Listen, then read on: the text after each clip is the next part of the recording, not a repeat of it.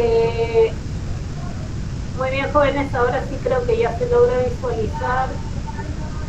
A ver, pero ahora que me acuerdo teníamos que desarrollar unas guías que estaban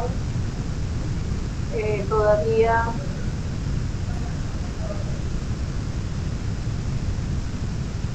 en stand-by, así que ahorita las voy a colocar para de una vez hacerlo bien. Me he quedado sin voz un día de hoy.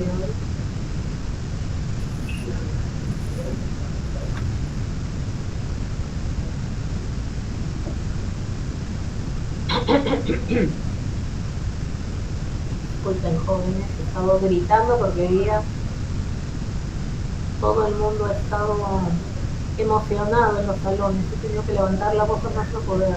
Me he quedado sin voz.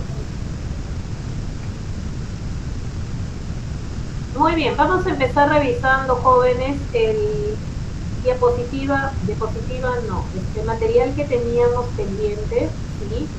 Teníamos dos, ahí está, dos separatas pendientes. Esta es la primera del romanticismo. Habíamos dicho que vayan ustedes, por favor, desarrollando y que vamos a corroborar nuestras respuestas, ¿sí? Muy bien, en la 147 entonces sobre las desventuras del joven Werther, dice, en el teatro los románticos plantearon principalmente ¿qué cuestión? Jóvenes, por favor, ahí la pregunta, ¿alguien respondió a esta pregunta? ¿Un final trágico para los personajes? Esa no es la respuesta. En la 147, jóvenes, por favor, tiene que ser letra A, ¿sí? La ruptura de las unidades aristotélicas. ¿Quién levantó la mano, por favor? ¿Quién levantó la mano? Se levantó de casualidad, perdón. No, no hay problema, ¿sí? Lo que pasa, jóvenes, es que el teatro romántico va a retomar un poco lo que fue el barroco. Ya ustedes saben que en la época del barroco se renovó completamente la forma de hacer teatro. Lope de Vega fue el que va a, por ejemplo, proponer que se utilice el drama, ¿sí? Que se mezcle comedia-tragedia. Va a permitir que las obras se extiendan más, que ya no tengan un solo escenario, sino que puedan haber varios, ¿no? Que puedan también pasar varios lapsos de tiempo, una obra que se pueda desarrollar en varios días, en varias semanas, en varios meses de repente, ¿sí? Esta cuestión de un solo escenario, de un solo lapso de tiempo, jóvenes, se conoce como unidades aristotélicas. Viene de la época de la literatura griega, de la tragedia griega. Aristóteles analizó Edipo Rey y consideró que Edipo Rey era una tragedia perfecta porque cumplía tres condiciones, ¿sí? La primera condición es la llamada unidad de acción. Entonces Aristóteles, ¿qué dijo? Analizó Edipo Rey y dijo, esta obra solamente plantea un solo conflicto, una historia nada más, ¿no? No es como ahora, por ejemplo, que las obras de teatro pueden tener una historia principal y otras secundarias. En la época de la antigua Grecia, no. Una sola historia, un solo conflicto se desarrolla. En el caso de Edipo Rey es la necesidad del protagonista de encontrar al culpable, ¿no? De la muerte del rey anterior, que es lo que trae la peste sobre Tebas. Entonces es solamente una acción, un conflicto el que desarrolla Edipo Rey, ¿sí? Esa es una primera unidad aristotélica. Luego también, como les había dicho, en el caso de Edipo Rey, solamente utiliza un espacio, nada más, se representa en un solo lugar, que es el Palacio de Tebas, nada más. No es que en el bosque, dentro del palacio, en las habitaciones de Edipo, no. Todas las acciones son en un solo lugar. Ese solo lugar es la entrada del Palacio de Tebas, ¿sí?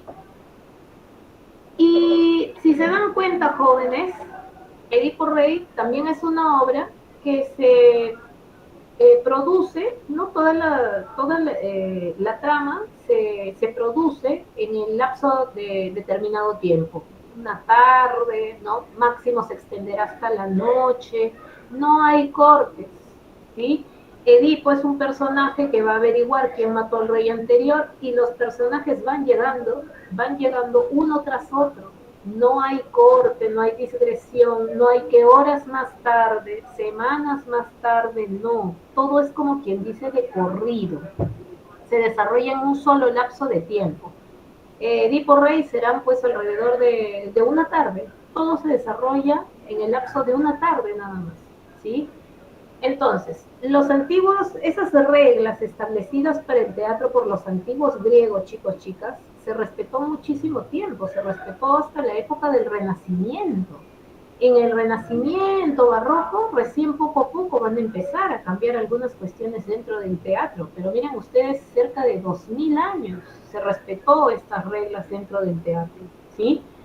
Entonces, para 1500, 1600 esto va a cambiar. En la época del barroco, Félix Lope de Vega va a revolucionar todo esto. Ya se permite no solamente un conflicto, ya se permiten más, ¿no? Ya no solamente se representa un lugar, puede representarse un bosque, puede representarse el palacio, puede representarse la habitación de los personajes, ¿sí? Y el tiempo, ya aquí vamos a encontrar, por ejemplo, esta cuestión de repente de un personaje que aparece niñito y 20 años después ya aparece hecho un adulto, por ejemplo. Esto en el teatro griego no era permitido, pero ¿dónde empieza a permitirse? En el barroco, ¿sí? Un poquito antes también. Entonces, después del barroco sucede el neoclásico, jóvenes. Y el neoclásico, recuerden ustedes, neo significa nuevo, clásico, volver otra vez a los griegos romanos. Los neoclásicos respetaron a rajatabla estas normas, estas reglas de acción, de lugar y de tiempo, unidades aristotélicas, ¿sí? Así se les conoce. Entonces, esos fueron los neoclásicos, que trataron de respetar, que no combinaron especies, ¿sí? El barroco ya había permitido la combinación de especies, el drama, acuérdense, el drama era mezcla de tragedia-comedia, pero ya en el neoclásico, que es posterior, ya no se permite. O bien se hacen comedias o bien se hacen tragedias, como en la antigüedad. Los neoclásicos retoman la antigüedad, ¿sí? Pero entonces surge el romanticismo y el romanticismo va en contra del neoclásico. Entonces otra vez van en contra de respetar todas esas reglas al pie de la letra, a rajatabla, como quien dice, ¿sí? Entonces por eso es que los románticos que decían, hay que permitir la mezcla de tragedia-comedia, el drama, otra vez que aparezca el drama, hay que romper con las unidades aristotélicas, ¿no? Con esto de acción, de lugar, de tiempo. Los románticos son los que van a reaccionar en contra de los neoclásicos, ¿sí? Los neoclásicos respetan las unidades aristotélicas, los románticos ya no. Así que por eso la respuesta es 147 jóvenes, por favor, ¿sí? En la 148, característica de lo grotesco en el romanticismo, ¿cuál fue la respuesta, jóvenes? ¿Alguien tiene una respuesta? En la 148. ¿Alguien tiene alguna respuesta?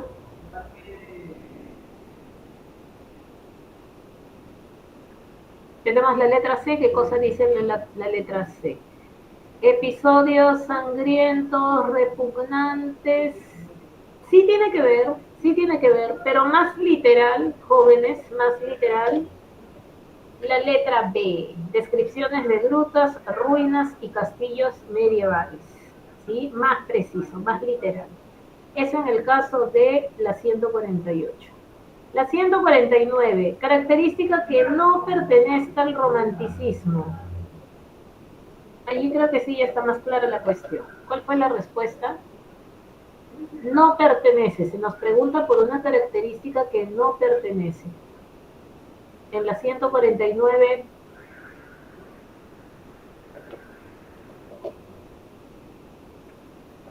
debe ser letra A, ¿sí? Debe ser letra A. ¿Hay interés por la historia medieval? Sí, en el romanticismo, claro, se añora el pasado, se idealiza el pasado. La pregunta es, no es característica, ¿sí?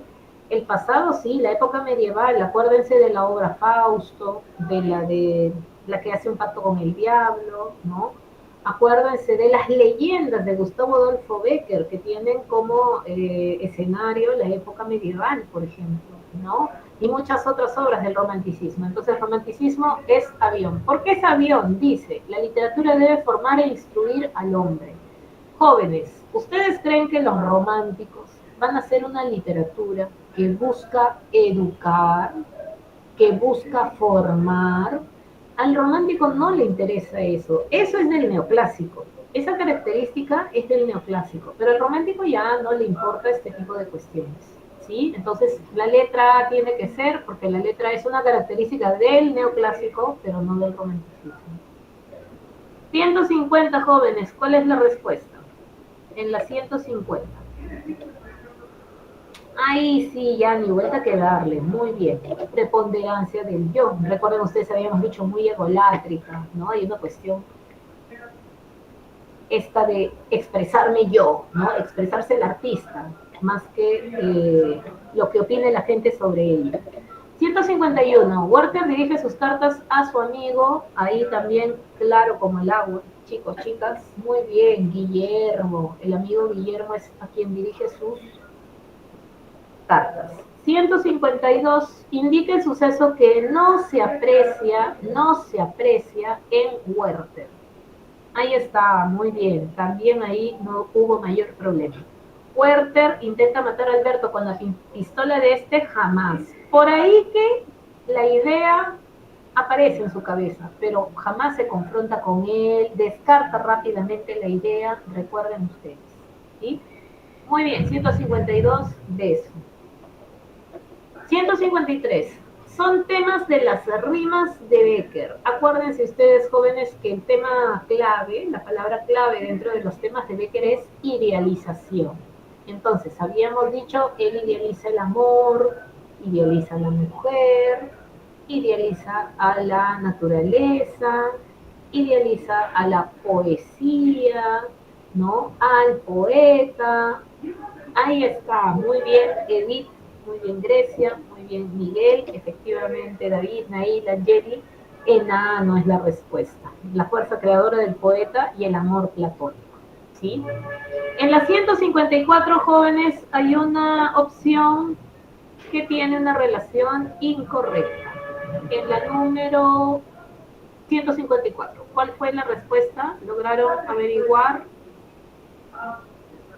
Dedo, dedo, dedo, Scott Ivanhoe. Esa opción es correcta, jóvenes. Hay un escritor inglés llamado Walter Scott,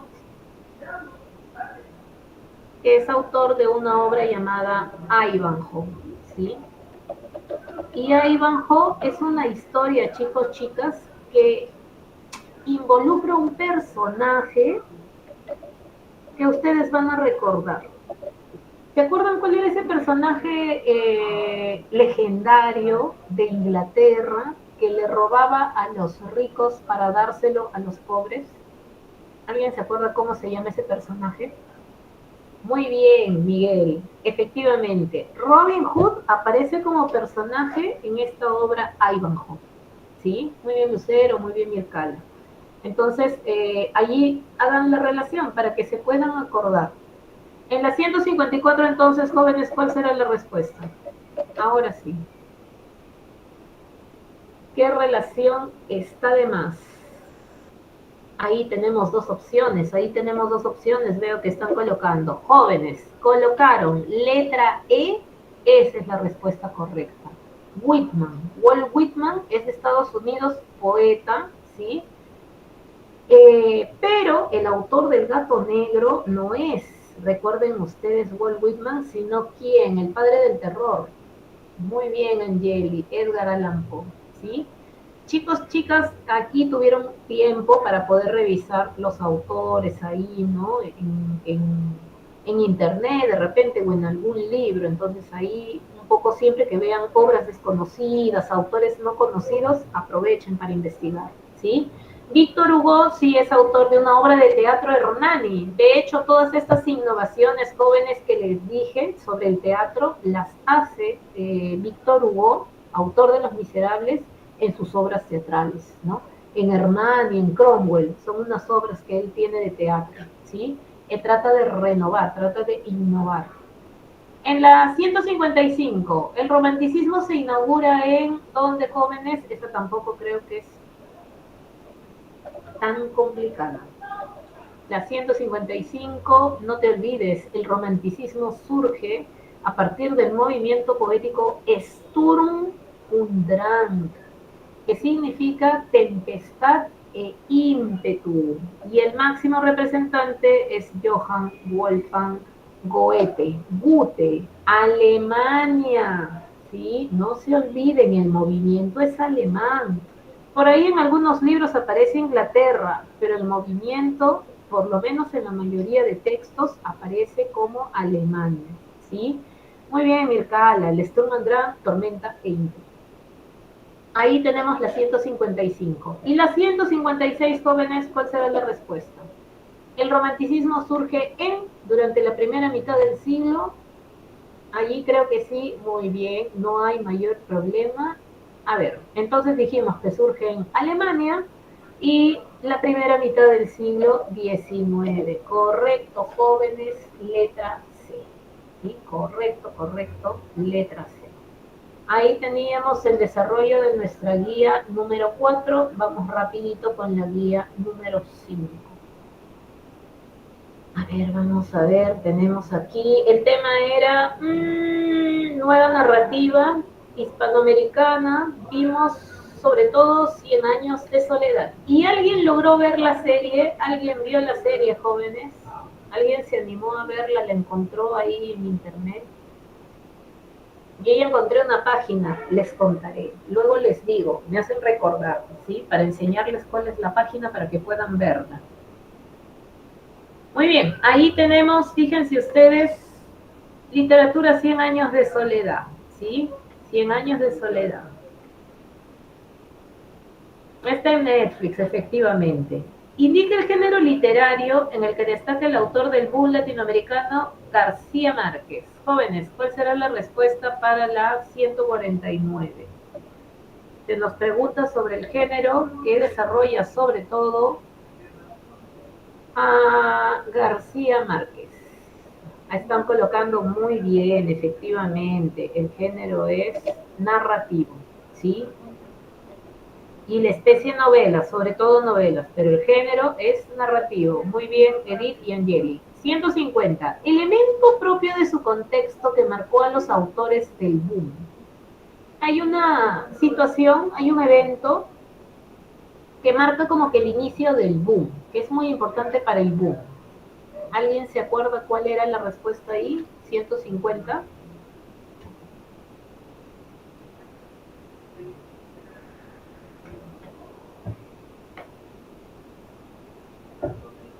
La respuesta en las 150, jóvenes, tiene que ser la letra A.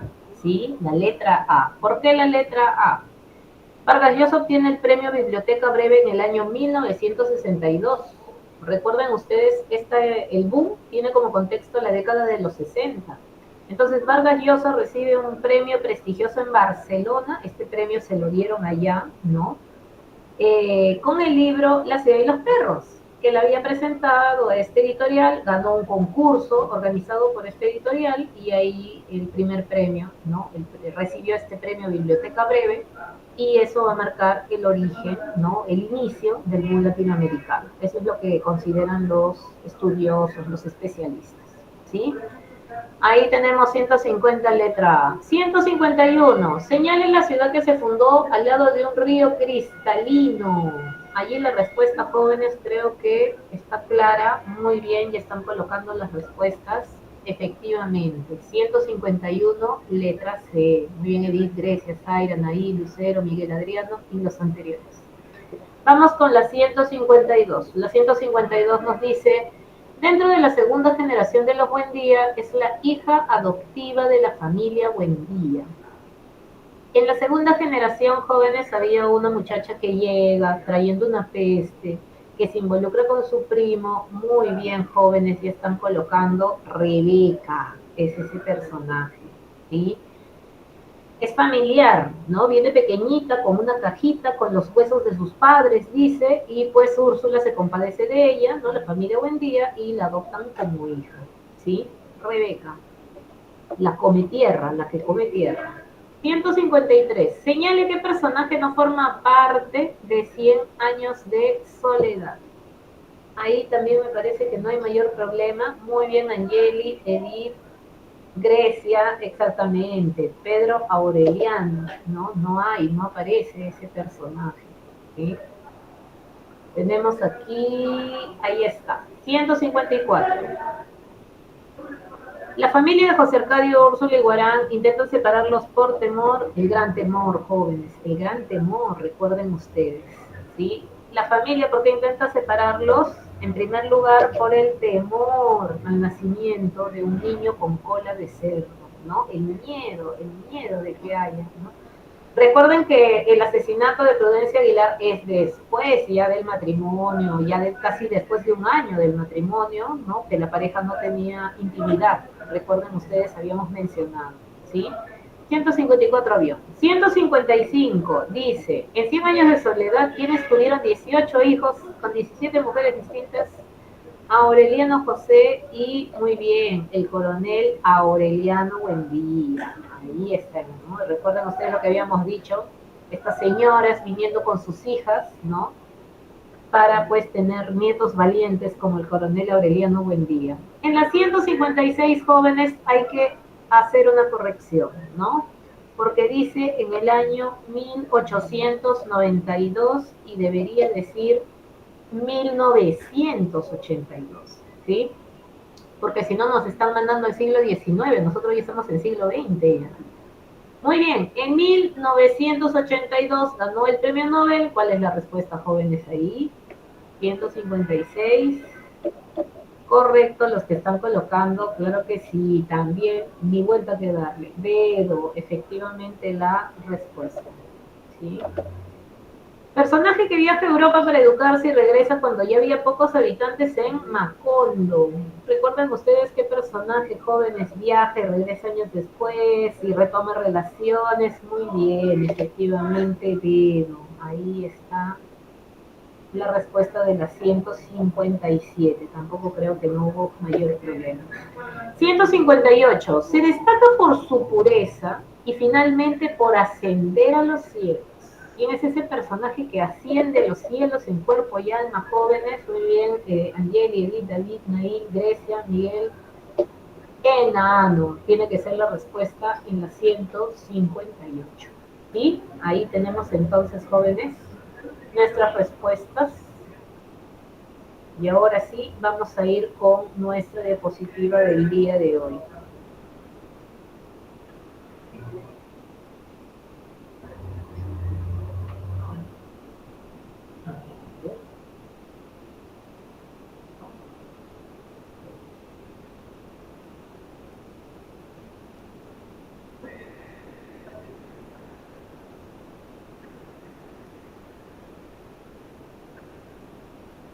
No sé por qué hoy día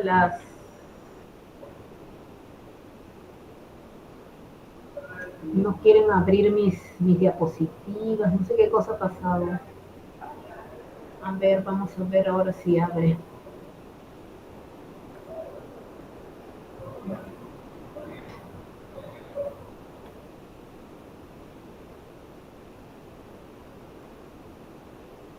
Muy bien, jóvenes, entonces el día de hoy lo que vamos a hacer es revisar de una forma bien panorámica, ¿sí?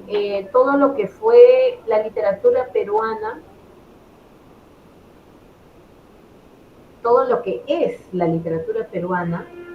Es una literatura bastante interesante, jóvenes, la expresión de nuestro pueblo, ¿no? A través de la literatura también podemos conocernos nosotros como individuos, ¿no? Como partes de este país, de esta nación, media complicada, bastante complicada, ¿sí?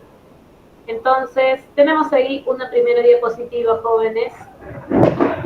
con algunas condiciones, algunas características importantes sobre la literatura peruana, que es en primer lugar una literatura que se puede calificar de heterogénea, ¿no? Porque recuerden ustedes que existen varios tipos de expresiones literarias, ¿no? Verbales, escritas, ¿sí? Que se dan de forma oral, que se dan de forma escrita, multilingüe, porque recuerden ustedes pues que tenemos literatura de varias regiones en nuestro país, ¿no? Afortunadamente hoy en día hay un desarrollo literario importante en el interior, ¿no? En varios departamentos, en varias provincias. Entonces, tenemos ya una riqueza también lingüística en nuestra literatura, ¿no?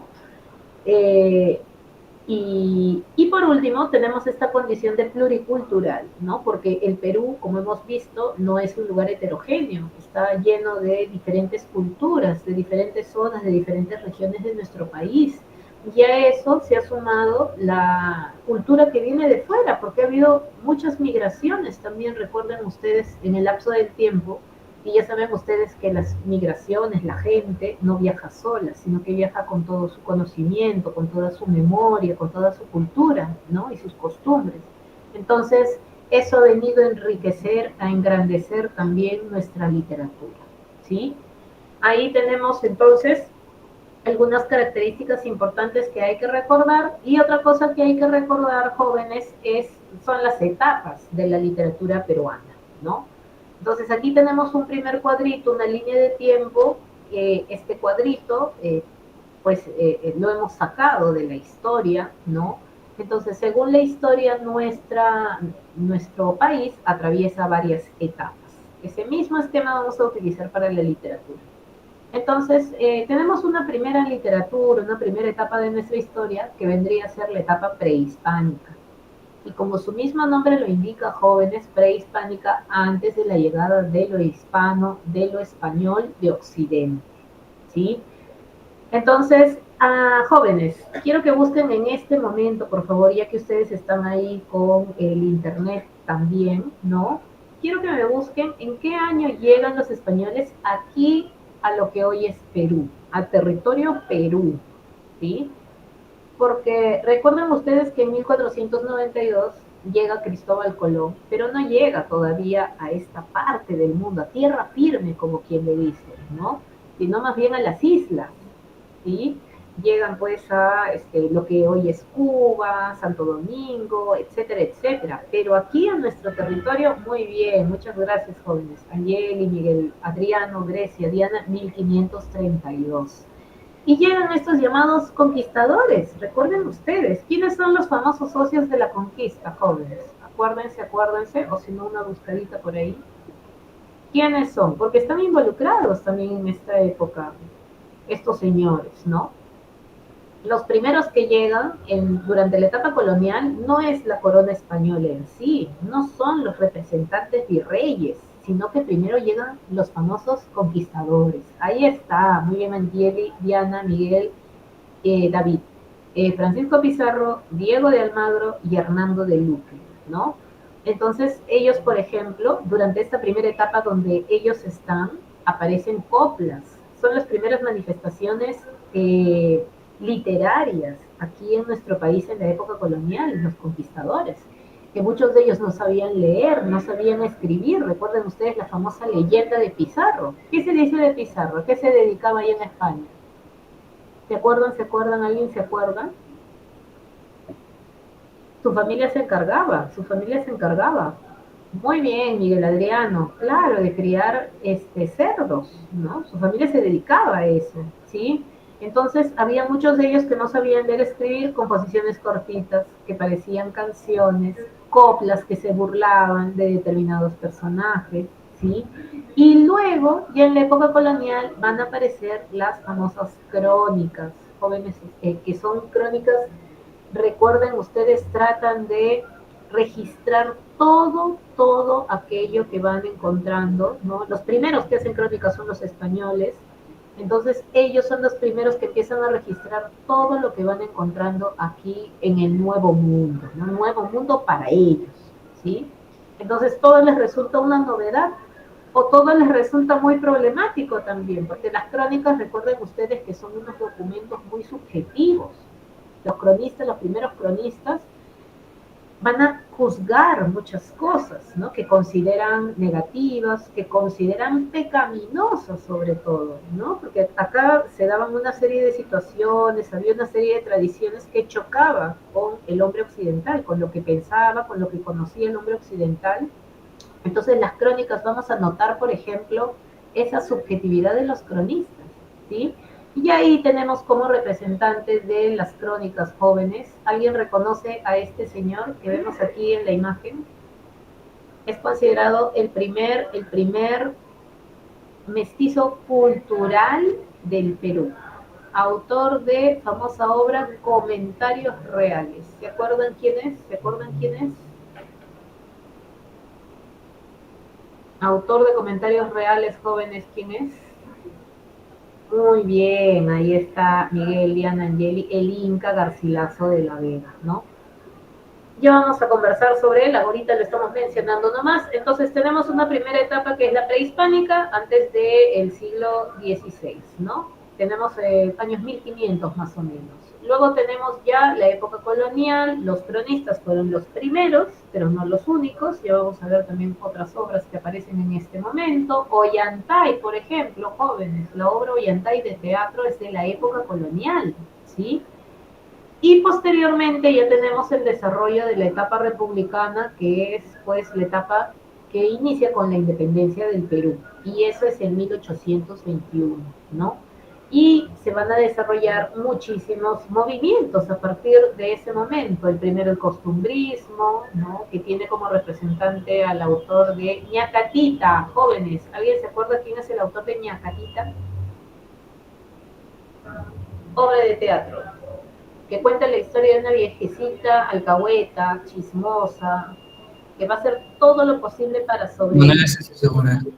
Muy bien, Miguel, Jessica, Angeli, Asensio Segura, ahí está. Por ejemplo, es la representante del costumbrismo, el primer movimiento que inaugura nuestra vida republicana.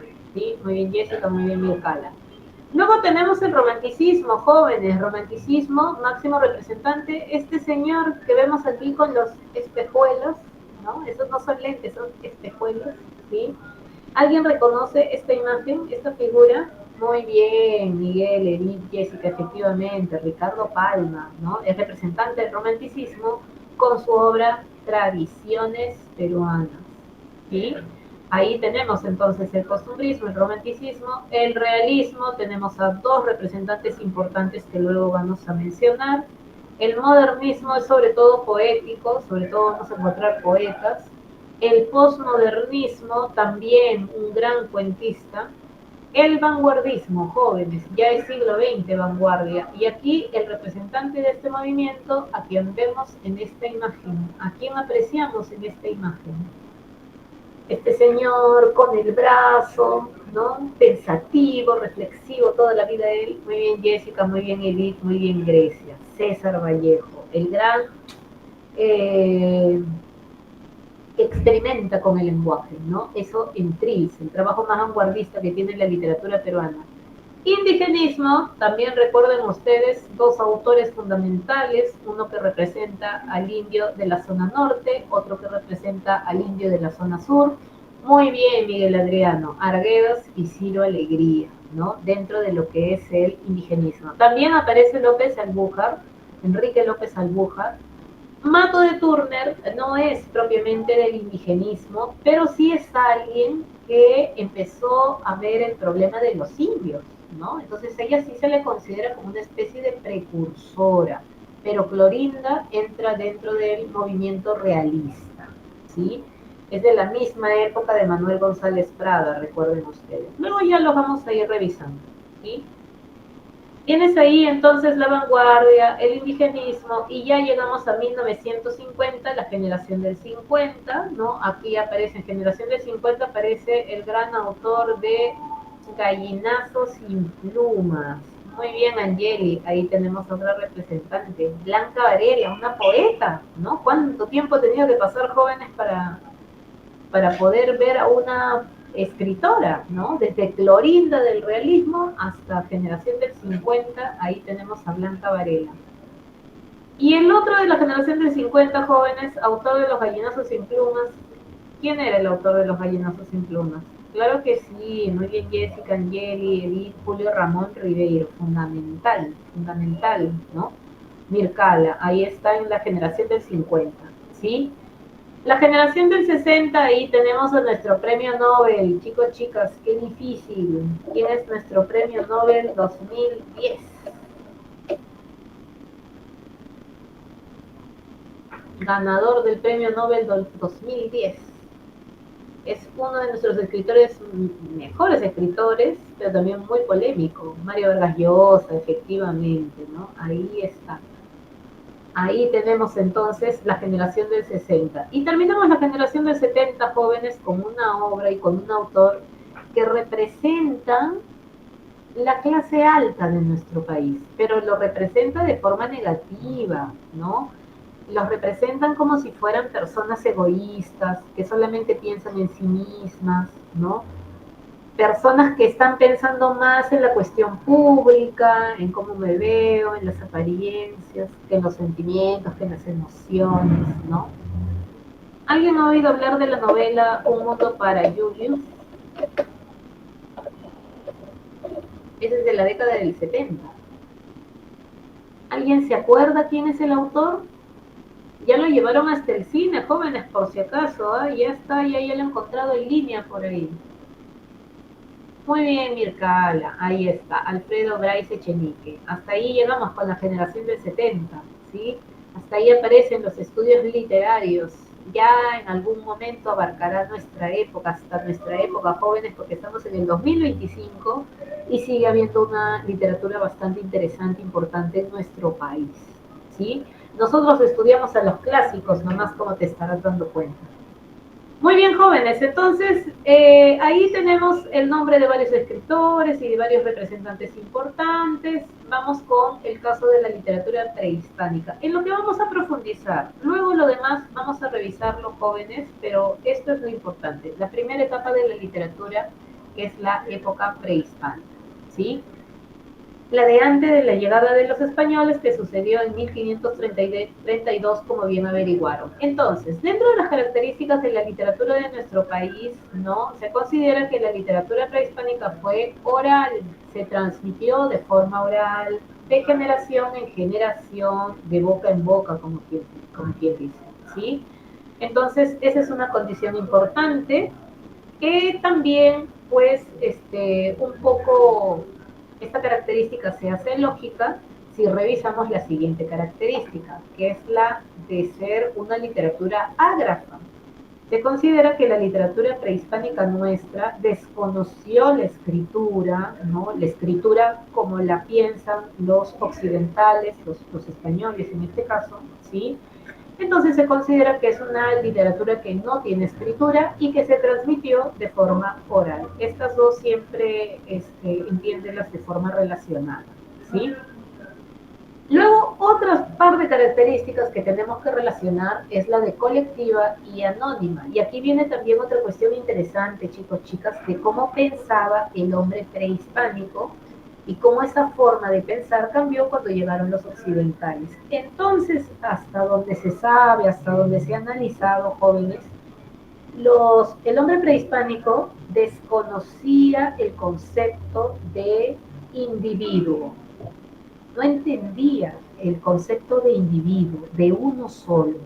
Siempre como que entendía las cosas en términos de colectividad, de grupo, de comunidad, ¿sí? Entonces, todo lo hacían de forma colectiva. Recuerden ustedes los trabajos, por ejemplo. Se ayudaban para determinados trabajos, siempre estaban, ¿no?, en grupo colaborando para trabajar para el Inca, o si no para su propio poblado, o si no entre ellos mismos colaboraban, ¿no? Entonces se cree que el hombre, ¿no?, prehispánico lo que manejó es el concepto de colectividad, no de individuo. Entonces, las historias que se crearon, ¿no?, los mitos, los relatos, incluso las composiciones poéticas jóvenes, surgieron de esta forma, surgieron de una forma colectiva, ¿sí? Producto del trabajo en grupo. Entonces, si lo pensamos así, es un poco difícil pensar en anonimato, ¿no? Perdón, en un autor. Es difícil pensar en la idea de un autor. No hay este afán de trascendencia, ¿no? Como individuo, voy a firmar con mi nombre, no hay, no existe en esta época, por lo menos en nuestra cultura, en nuestra parte del mundo, ¿sí? Entonces, por eso es colectiva y es anónima, porque no hay este registro de nombre propio, no hay un autor individual que haya trascendido en el tiempo de esta época, nosotros no tenemos por lo menos, ¿sí? Entonces, por eso se considera que es una literatura colectiva y también anónima. Ahí tenemos otras dos características de la literatura prehispánica. Lo otro, chicos, chicas, estamos con una cuestión económica, ¿no? La base económica. ¿Cuál era la base económica en el antiguo Perú? La agricultura, ¿no?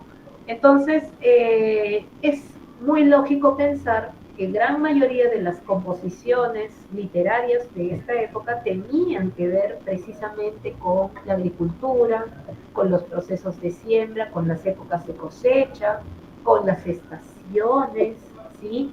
De ahí poco a poco, chicos, chicas, el paso del tiempo. Un tiempo que en esta época es entendida, aquí otra diferencia con el hombre occidental, es entendida de forma cíclica, ¿sí? Por esto del paso de las estaciones, por esto de la siembra y la cosecha de las plantas y los alimentos. El hombre prehispánico entiende el tiempo de forma cíclica. Siempre se repiten las cosas, siempre se repiten las estaciones, siempre se repite el tiempo, se está repitiendo, ¿sí? Esto de lo cíclico, no te olvides, te va a servir bastante para entender el tiempo mítico. Es un tiempo mítico, cíclico, el que se entiende, las repeticiones. La semana pasada lo revisamos cuando vimos esto de 100 años de soledad, ¿sí? Ahí siempre había repeticiones, porque la forma de entender el tiempo es cíclico, ¿sí? Entonces, el hombre occidental no piensa de esa forma el tiempo. El hombre occidental piensa el tiempo de forma lineal, jóvenes, ¿no? Donde tenemos más o menos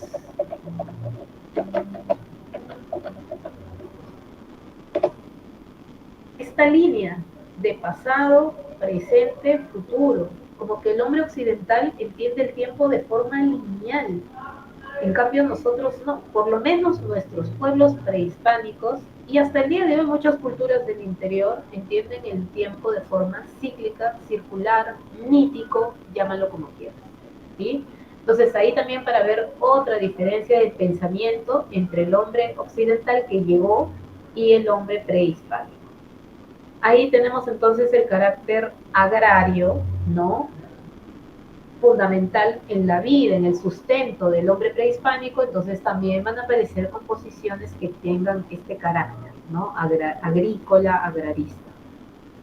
Por último, tenemos esta característica, jóvenes, cosmogónica, animista y panteísta. ¿Qué cosa quiere decir cada una de ellas? Cosmogónica. El hombre prehispánico tiene su propia forma de entender el mundo, su propia cosmogonía, ¿sí?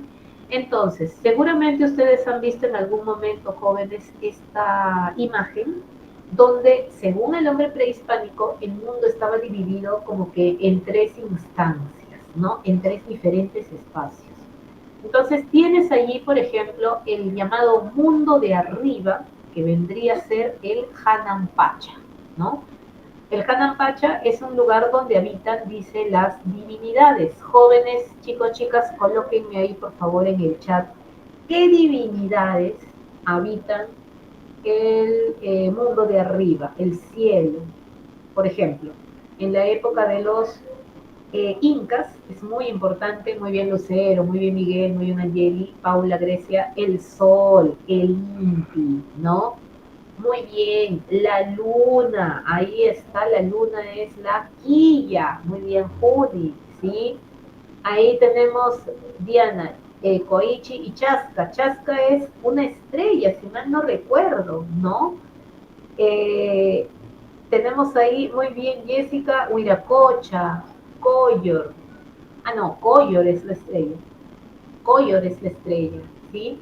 Entonces tenemos allí que es una religión, ¿no? Es una forma de ver el mundo donde las divinidades están, como quien dice, en los cielos, en este espacio que vendría a ser el Hanampacha, ¿sí?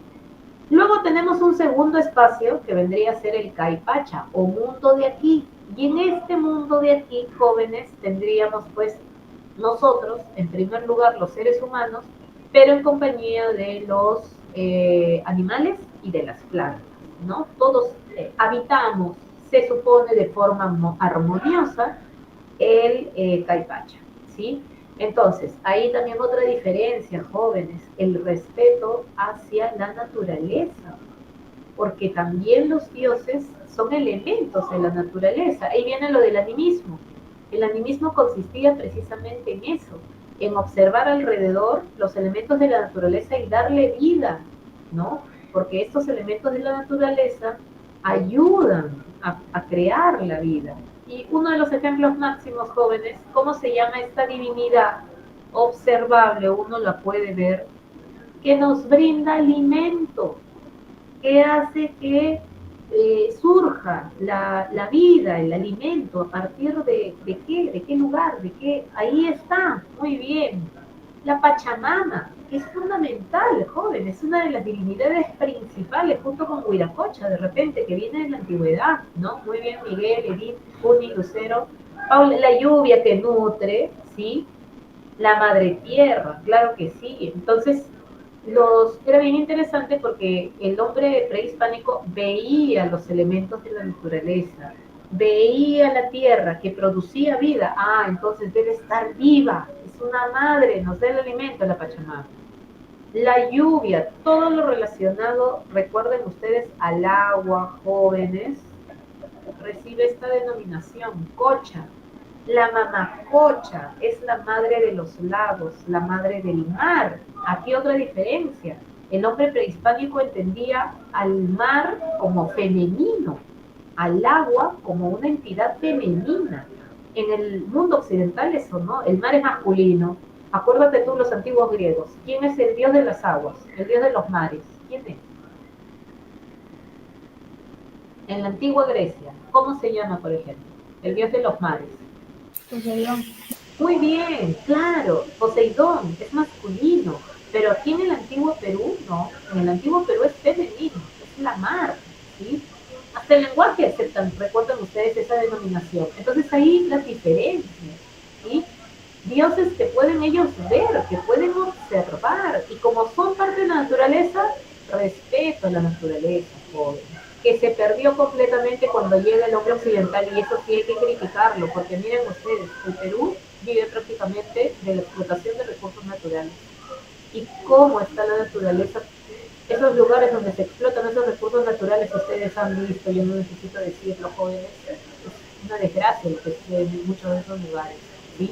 Entonces, ahí sí, cuestión negativa, llegar con esta visión de que la naturaleza se tiene que explotar, eso es muy occidental. Aquí se supone que el hombre prehispánico respetaba la naturaleza. De repente con el tiempo hubiera llegado también ese momento de explotación, no lo sabemos, chicos, chicas, ni lo vamos a saber, porque la historia fue otra, ¿no? Nuestra cultura fue interrumpida, no hubo esta continuación. Pero eso no significa que no debamos apreciar también las cosas positivas que pudieron haber llegado, ¿no? Los españoles trajeron cosas positivas, lo cultural sobre todo, ¿no? De repente algunas tradiciones y costumbres pueden ser cuestionables, pero culturalmente, pues sí, vinieron a enriquecer. De repente no fue el modo, ¿no? Porque desgraciadamente se impusieron de forma violenta, pero bueno, pues así es la historia a veces, ¿sí? Edith, colectiva, porque al parecer otra vez, ¿no? No entendía el hombre prehispánico la idea de individuo. Es más, jóvenes, en el antiguo Perú, ustedes saben cuál es la célula fundamental de la sociedad, ¿sí? Es la familia. ¿Cómo se decía familia en quechua? ¿Se acuerdan? Muy bien, ahí está, Diana, Juni, efectivamente, el ayu, ¿sí? Entonces, miren, el hombre prehispánico, muy bien Edith, entendían la cuestión colectiva. entendían todo en términos de colectividad, de ayllu, de familia, y aquella persona que por A o B era expulsada del ayllu, de la familia, chicos, chicas, era considerado un wakcha. ¿Qué cosa es un wakcha? Un wakcha es un huérfano, es una persona que no tiene familia, que no tiene arraigo. Entonces, por eso les decía, ellos no entienden esta idea de individuo. El nombre prehispánico individuo no, colectividad, ¿sí? Porque aquel que está lejos de la colectividad es un huérfano, y un huérfano no tiene familia, no tiene a nadie, no tiene identidad, no era considerado como parte de la sociedad, ¿sí? Estaba fuera de la sociedad. Entonces, eso para recordar lo que es lo colectivo, ¿sí? Panteísta porque panteísta hace referencia a panteón. Existieron varios dioses. Porque recuerden ustedes, la religión pues del hombre prehispánico es politeísta. Hubieron varias divinidades, varias de ellas ya hemos ido mencionando, ¿no? Que conforman un panteón enorme de dioses, ¿no? Tenemos muchas divinidades que vienen de diferentes épocas y que pertenecen a diferentes culturas. No todas son las mismas, no es homogénea, como habíamos dicho en nuestra literatura, ¿no? Y el día de hoy vamos a tratar de un poco de reconocer. Entonces, nosotros estamos hablando del Perú prehispánico, pero el Perú prehispánico, jóvenes, son varias culturas, ¿no? Cuando llegan los españoles, ¿qué cultura se encontraba gobernando? ¿Cuál es la cultura que estaba gobernando cuando llegan los españoles? Interrumpen ese proceso histórico, porque sí hubo una interrupción, ¿sí? ¿Cuál es? ¿Cuál es esa cultura, ese imperio que se estaba desarrollando cuando llegan los españoles? Muy bien, efectivamente. Miguel, Mircala, Ayeli, David, Diana, los incas, el Tahuantinsuyo, otra forma de decirlo, efectivamente, ¿sí? Entonces, ellos, cuando llegan los españoles, muy bien Grecia, pero eso es en los años 1500. Y recuerden ustedes que el imperio incaico no duró mucho. Estaba recién empezando, el imperio incaico estaba por los 100 años y un poco más, un poco menos. O sea, no había completado, ni siquiera había llegado a su momento máximo de apogeo, ¿no? Llegaron muy pronto los españoles, entonces no hubo mayor desarrollo, se interrumpió ese desarrollo. Pero antes de los incas jóvenes hubieron otros imperios. ¿Se acuerdan ustedes qué otro imperio hubo en Ayacucho, que tuvo como centro Ayacucho? Muy bien, Miguel Adriano, muy bien Edith. Huari, por ejemplo, ¿sí? Es más, dicen que los incas tomaron mucho, se posesionaron mucho de lo que hicieron los Huari. Muy bien David, muy bien Juli. En el altiplano, jóvenes, ¿qué cultura se estaba desarrollando? En el altiplano, anterior a los incas, años 1100, 1200, me parece. No, los Tiahuanaco. Muy bien, Joan. Los tiahuanacos, ¿sí? Y si vamos retrocediendo, jóvenes, así vamos a encontrar diferentes culturas. Entonces, miren ustedes, cuando hablamos de Perú prehispánico, estamos hablando de un montón de tiempo y un montón de culturas, ¿sí? Entonces, lo que nosotros sobre todo estudiamos es literatura de los incas, sobre todo, porque es lo que más se ha podido registrar. Como hemos dicho, la literatura, ¿no? Se transmitía de forma oral, entonces mucha información se ha perdido, no se ha podido registrar sobre estas culturas antiguas más. Todo lo que conocemos, trabajo de crónicas, de los estudiosos, de los arqueólogos, etcétera, etcétera, ¿no? Entonces, por eso es lo que nosotros nos concentramos sobre todo en la literatura de los incas, sobre todo en la literatura de los incas, ¿sí? Pero antes de los incas hubo otras culturas, no te olvides. Hasta mi época, jóvenes, hasta mi época que yo estaba en el colegio, me acuerdo que la cultura más antigua que nosotros estudiábamos era la del lanzón monolítico. ¿Cuál es la cultura del lanzón monolítico? Chavín. Muy bien, Chavín, era la más antigua, que tenía como 2000 años, creo, de antigüedad. Pero ya después se ha estudiado otra cultura que es más antigua todavía. Caral, Muy Miss. bien, efectivamente, Lucero, David, Angeli, Juni, Miguel Adriano, la cultura caral, ¿sí? Que tiene como 5000 años, que por ahí los años de los egipcios, mesopotámicos, etcétera, etcétera. Entonces, miren ustedes cómo los estudios siguen jóvenes, todavía continúan y de repente por ahí en el futuro van a descubrir todavía una civilización más antigua, una cultura más antigua, todavía no lo sabemos, ¿sí? Entonces miren ustedes, esto está en movimiento. Estos estudios no son inamovibles, van a ir cambiando con el tiempo porque van a seguir descubriéndose cosas, chicos, chicas, ¿sí? Entonces, ahí está, para entender también lo que estamos estudiando, lo que estamos revisando y recordar diferentes etapas de nuestra historia prehispánica, porque tenemos historia prehispánica, ¿no? Muy bien, ahí tenemos entonces las características jóvenes de la literatura de nuestro país. Entonces, se consideran, ¿no?, que hubo dos vertientes dentro de la literatura prehispánica. Una vertiente que es la oficial, avalada por el Estado, difundida por el Estado inca, y la otra que vendría a ser la vertiente popular. Popular viene de qué palabra, jóvenes? Popular es lo que produce quién.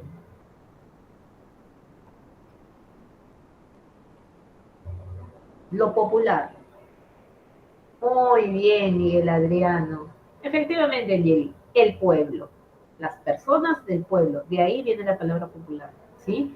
Entonces, en el caso de la literatura popular perteneciente al pueblo, fue cultivada por los jarabicos, que es un tipo de poeta, ¿no?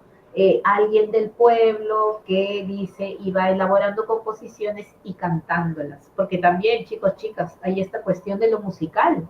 Al parecer, estas composiciones tuvieron acompañamiento musical, como el antiguo género lírico ahí de los griegos, ¿sí? Hay muchas coincidencias también ahí. Entonces, sobre todo, en el caso de nuestras culturas, chicos, chicas, instrumentos de viento, ¿no? No sé si han visto, tenemos unos instrumentos hermosos, preciosos, que se sumergen en el agua y salen unos sonidos que se tocan de determinada manera y salen unos hermosos sonidos, ¿no? Los instrumentos de viento fueron bien, bien importantes. Entonces, eso para hablar de los jarabicos, que son representantes del pueblo, son poetas populares. Tuvo carácter amoroso y agrarista, ¿no? En general se considera, ¿sí? Se considera que las composiciones amorosas, miren ustedes, relacionadas al pueblo, sentimentales, ¿no? Y las del agro, porque obviamente los que trabajaban, chicos, chicas, eran el pueblo, ¿no? Ellos son los que cultivaban la tierra y le daban una parte al Inca, una parte a los sacerdotes y una parte era para el pueblo. Había toda esa organización, ¿no? Muy bien, Linder. Los sonidos de las aves, claro que sí, eso tratan de hacer los instrumentos de viento, de reproducir el sonido de las aves, ¿sí? Entonces, ahí tenemos el caso de la literatura popular, carácter amoroso agrarista. En cambio, el oficial, el carácter fue religioso y solemne, ¿no? Dentro de las ceremonias. Recuerden ustedes que la literatura oficial fue difundido por los amautas, amauta. Hoy en día se interpreta como maestro, los maestros de la nobleza, de los hijos de la nobleza, ¿no? Que enseñaban en las llamadas casas del saber, estos lugares llamados Yachayhuasi, por ejemplo, ¿sí? Entonces, eso es la literatura oficial, destinada a los hijos de los nobles, ¿no? Cultivada y difundida por los amautas, carácter religioso y solemne, y ahí tienes algunos temas que habrían tratado, pues, esta literatura oficial. El origen del mundo o del hombre, mitos, leyendas, contando el origen, ¿no? Tienes ahí las conquistas, claro que sí, las conquistas de los incas, chicos, chicas que fueron grandes, grandes conquistadores, recuerden ustedes grandes guerreros que derrotaron a muchas etnias, a muchos poblados, ¿no? Entonces, los triunfos de esas conquistas también se celebraban, también se contaban dentro de esta literatura oficial. Chicos, chicas, ¿quién fue el gran expansionista, por ejemplo, del Tahuantinsuyo? Del Imperio Inca. ¿Quién es el gran personaje que expandió, dice, los límites del imperio? Empezó la expansión, porque hubo otros que completaron. ¿Quién fue el gran Inca que empezó con esta expansión del imperio? Es un personaje histórico que aparece, hasta aparece en una obra de teatro. Muy bien, Edith, Juni, Miguel Adriano, Pachacute, efectivamente, sí, muy bien, David. Entonces, se cree que se cantaron los triunfos de Pachacute, ¿no? De las hazañas, ¿sí? Muy bien, David, muy bien, Angeli. Muy bien, Miguel Adriano. Sí, hay uno que llegó a las Islas Polinesias. Si no mal recuerdo, es el sucesor, Tupac Yupanqui. ¿Sí? A ver, lo voy a buscar por acá porque no estoy segura y no quiero mandar el video. Dicen que se fue, que una embarcación, porque era medio aventurero. Imagínense ustedes, jóvenes, uno lo piensa, ¿sí? Muy bien, Edith, de Mayantay aparece. Sí, es Tupac Yupanqui. Él se dice que llegó hasta estos lugares alejados, ¿no? Hijo de Pachacútec, era su sucesor. En Ollantay también aparece Edith, los dos aparecen, Pachacútec y Tupac Yupanqui, representados como personajes. ¿Sí? Ya vamos a revisarlo, ya vamos a llegar. Muy bien, entonces ahí tenemos el caso de la literatura oficial. En el caso de la literatura popular, los temas habrían sido la siembra, el sentimiento íntimo, ¿no? Otra vez esto del sentimiento, de la emoción expresada en la literatura, los animales, etcétera, etcétera. Esas son las vertientes, jóvenes, no se olviden, por favor, oficial, la de la nobleza, avalada por los incas, por los gobernantes incas, y la popular, que es la expresión del pueblo, como su mismo nombre lo indica. Tenemos allí, jóvenes, los géneros que se cultivaron, algunos de ellos, en la época prehispánica. ¿Sí? Según los estudiosos, tenemos varias especies del género lírico en el antiguo Perú. Entonces, tenemos ahí, por ejemplo, el caso del jarawi. El jarawi es una composición que dice aborda el amor contrariado y nostálgico. Chicos, chicas, ¿qué cosa es nostalgia? ¿Qué significa nostalgia?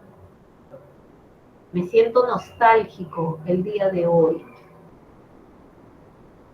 Búscalo rapidito, si no. Ahí está, muy bien, Linder, efectivamente, recordar, ¿sí? Entonces, si tú recuerdas un amor, es porque de repente ya terminó, es de repente porque ya no estás con el amado, con la amada, ¿sí? Entonces, el jarawi tiene un tono un tanto triste, porque expresa esta emoción del amor contrariado, que tiene algún tipo de dificultad, o en todo caso que recordamos con añoranza, con dolor, etcétera, etcétera. ¿Sí? Eso es el jarawi. El jarawi aborda el amor contrariado y nostálgico. Muy bien, Grecia, otra forma de decirlo. Se extraña, se recuerda con pena, con dolor, ¿no? Porque se quiere el retorno seguramente, pero eso no pasa, eso no pasa. ¿Sí? Ahí tenemos, por ejemplo, el caso del jarawi. No se olviden entonces, el jarawi es sentimental, amor contrariado, nostálgico. Luego tenemos el caso del Aymaray. El Aymaray es un tipo de composición agrícola, ¿no? El Aymaray es este tipo de composición que solicita la abundancia de las cosechas, ¿no? Para que haya más alimento, para que haya abundancia, ¿sí? Eso, el Aymaray. Luego tenemos el Ayataki, jóvenes. Aya es un prefijo que significa, que quiere decir muerte, ¿sí? No te olvides, por favor, de ese prefijo, porque incluso ese prefijo aparece en el nombre de un departamento de nuestro país. Jóvenes, ¿qué departamento de nuestro país empieza con Aya? Muy bien, Angeli, muy bien, Grecia, efectivamente, muy bien, Juni, David, Ayacucho. Y chicos, chicas, Emily, muy bien. ¿Qué significa Ayacucho? ¿Cuál es el significado de la palabra Ayacucho? Rincón de muerte o rincón de muertos. Miren ustedes el nombre simbólico de ese departamento. Terrible, ¿sí? Entonces, ahí haz tu relación. Ayacucho, Rincón de Muertos. Ayataki, canción de muerte. Taki es canción, canto, ¿sí? Aya, muerte, ¿sí? Entonces, son cantos fúnebres. Son solamente por la muerte, el lamento, el dolor por la muerte de un ser querido, ¿sí? Muy bien, Juni. Eso en el caso del Ayataki. El Wakantaki es un tipo de canto que lo que busca es la reproducción del ganado. Otra vez, jóvenes, siempre preocupados nosotros por el alimento, desde el antiguo Perú, ¿no? Entonces, no solamente por el alimento, sino también por la lana, el ganado. El ganado de nuestro país autóctono, ¿de qué tipo es? ¿Qué tipo de ganado es? ¿Cómo se llama ese tipo de animalito que habita en la sierra, en medio del frío? ¿Cómo se llama? ¿Cómo se llama? Muy bien, ahí está, Angeli. Claro que sí, los auquénidos. ¿Y qué animalitos auquénidos propios de nuestro país, jóvenes, tenemos? ¿Por qué tipo de animalitos creen ustedes que rogaban los antiguos peruanos? Muy bien, Juni, muy bien, Angeli, muy bien, Grecia. Claro, la alpaca, ¿no? Que brinda alimento, que brinda su lana, que rico abriga, ¿no? Que también sirve para transporte, lo mismo que la llama. Muy bien, ahí está, miren todo, ¿no? El beneficio que obtenían de estos animales. Entonces era importante rogar por su reproducción. Animalito auquénido, jóvenes, que tienen la fibra más fina del mundo. ¿Cuál es? ¿Cuál es? La llama Alpaca. más que la alpaca. Más que la alpaca, chicos, chicas, más caro todavía. Muy bien, la vicuña, que dice que solamente el Inca se vestía con lana de vicuña, todo el resto no, el resto se vestía con alpaca, pero el Inca, la familia noble, con lana de vicuña, que es hasta el día de hoy una de las fibras más finas del mundo, jóvenes.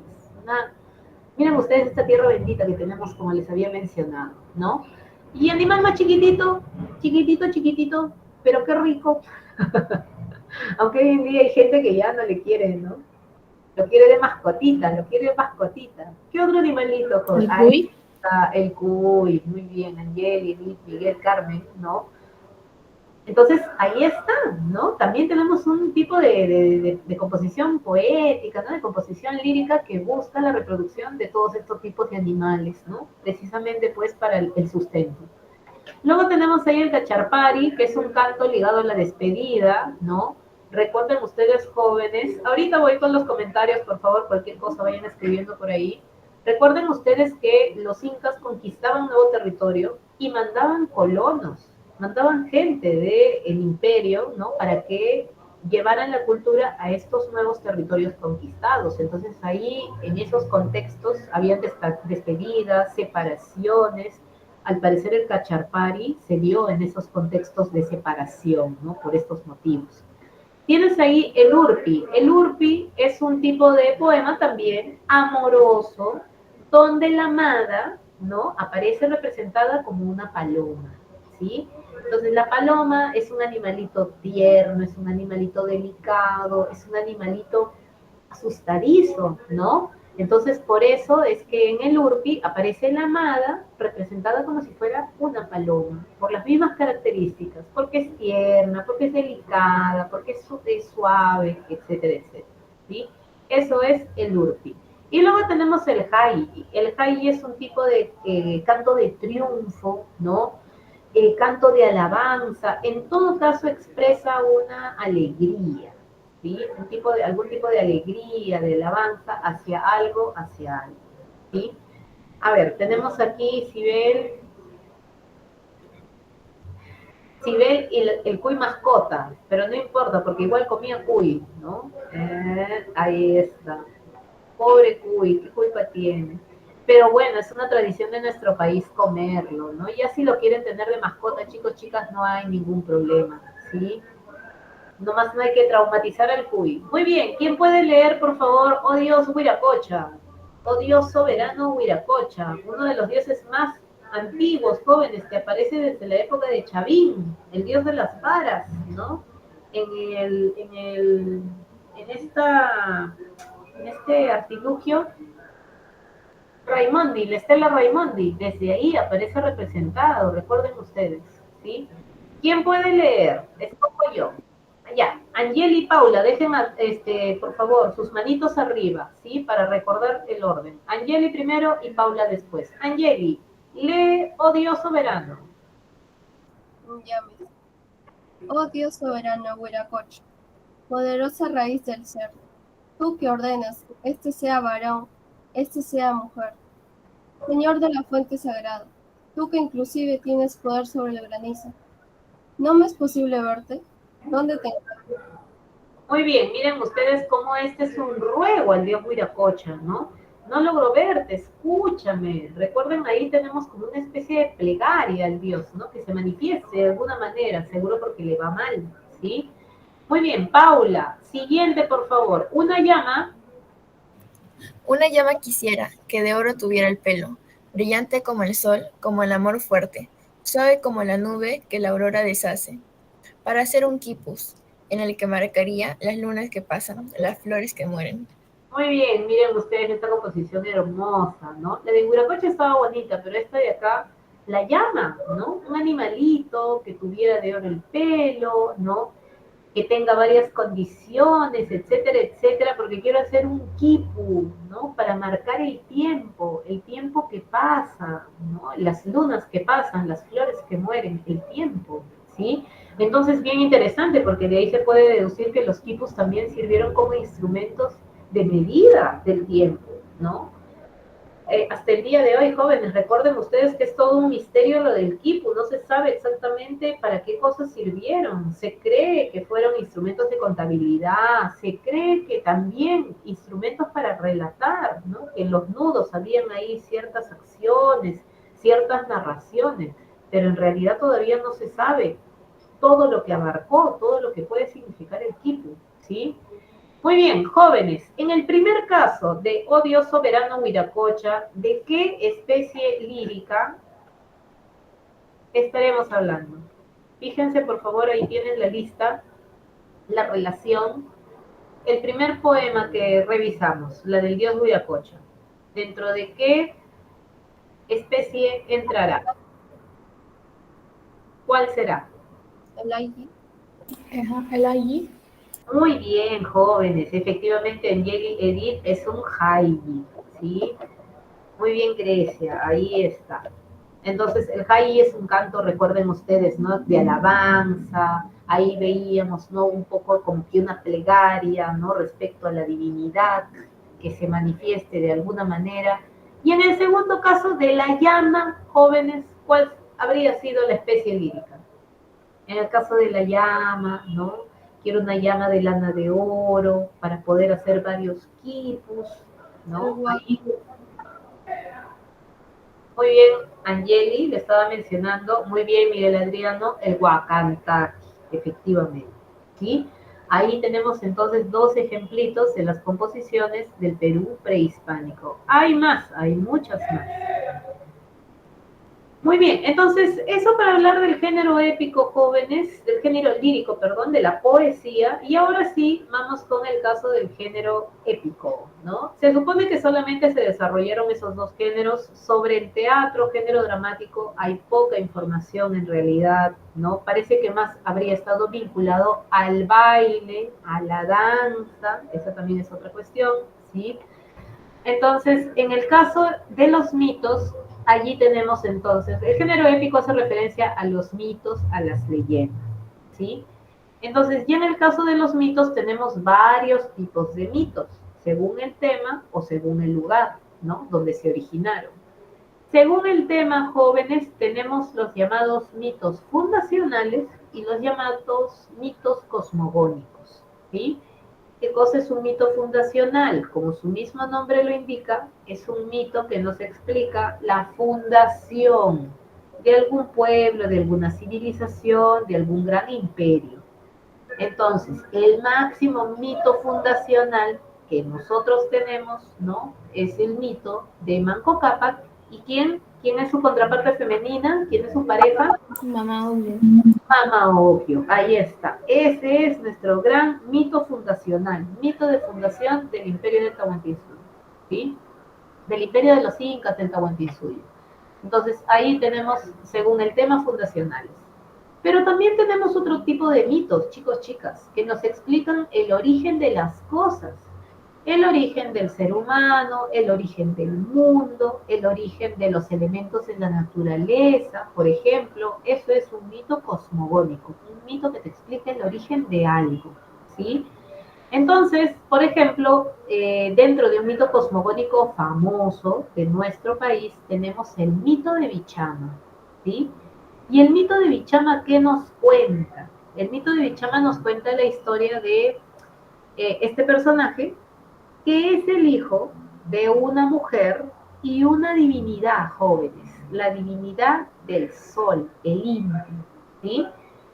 Entonces, ¿qué sucede? Esta mujer, madre de Bichama, había sido creada por el dios de los temblores, jóvenes. ¿Quién es el dios de los temblores en el antiguo Perú? Hasta tiene su templo, aquí en Lima, a la altura de Lurín. ¿Cómo se llama? Es un complejo arqueológico que hoy en día uno puede visitar. El dios de los temblores. Muy bien, Diana, Pachacama, que ahí está. Muy bien, Angeli, también creo que iba a mencionarlo, ¿sí? Entonces, este Dios crea una primera pareja, un hombre y una mujer, pero los crea en el desierto, jóvenes se mueren de hambre. De hecho, el hombre se muere de hambre y solamente sobrevive la mujer. La mujer invoca a las divinidades, a alguien que la pueda ayudar porque no está muriéndose de hambre. Y en eso el sol aparece y el sol se pone sobre ella, irradia, dice, sus rayitos y ella sale embarazada. Miren ustedes esa ayuda que le da el Dios, ¿no? Sale embarazada y después de 4 días, chicos, chicas, acepten por favor el mito como va, ¿sí?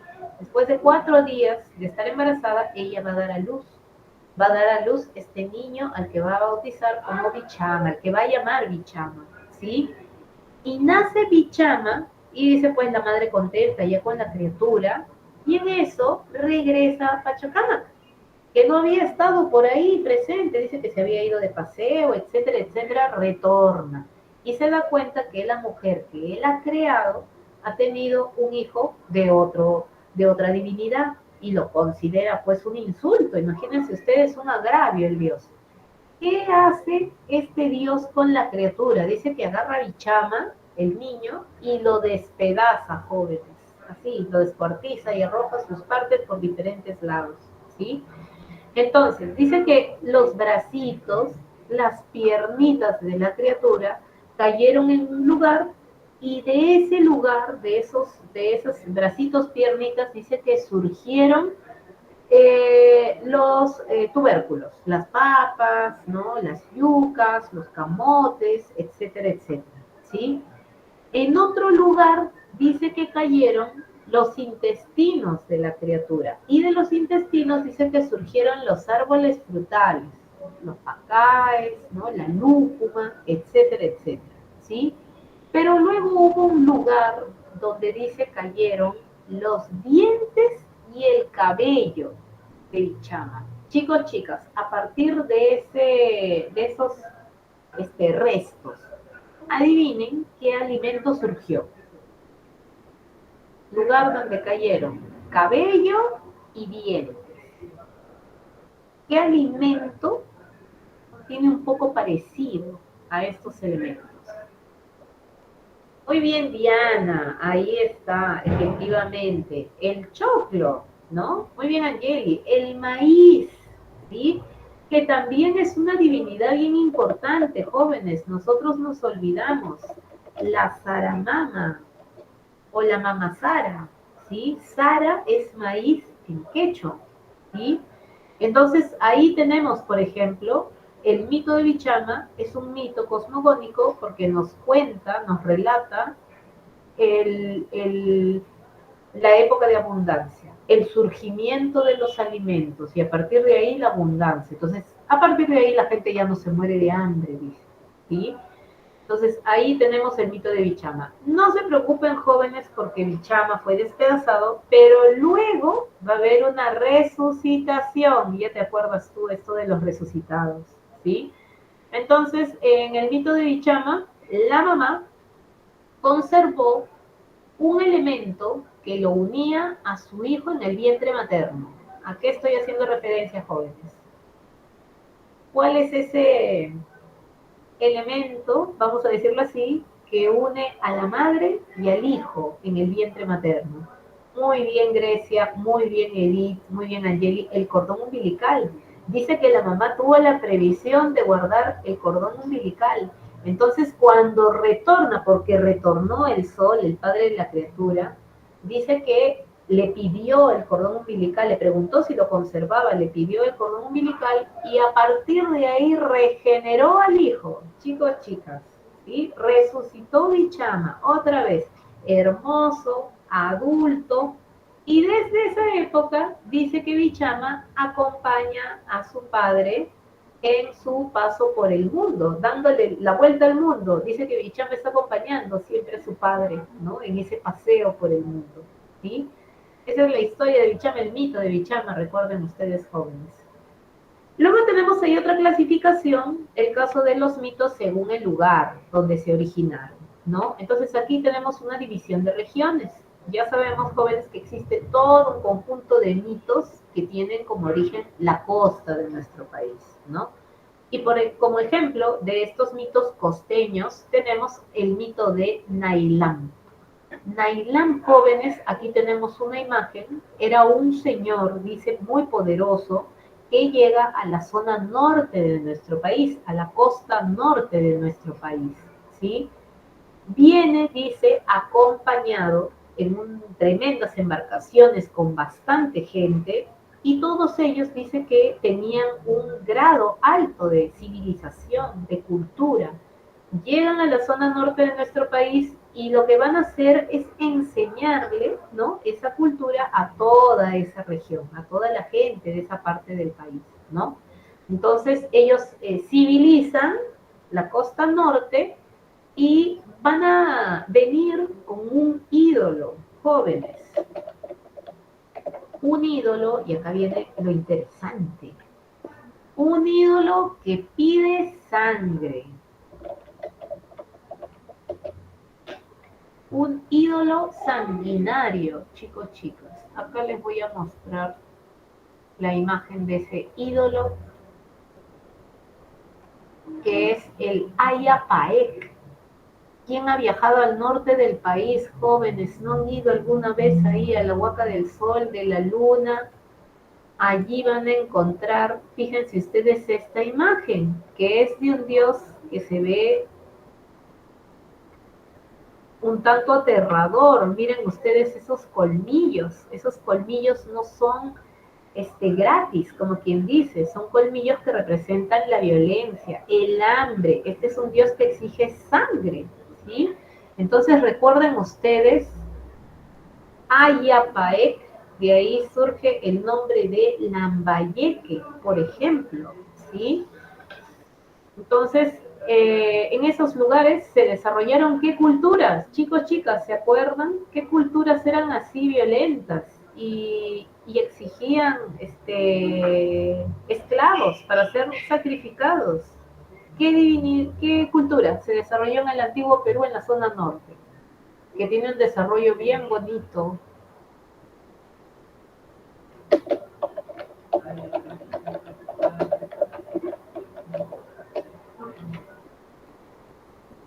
¿Alguien reconoce esta iconografía? Miren ustedes, este tipo de guerreros, ¿no?, que aparecen representados. ¿A qué cultura corresponde? Nadie reconoce, jóvenes. Nadie. Ahí está escrito, ahí está, ahí está. Esta iconografía corresponde a la cultura mochica, ¿sí?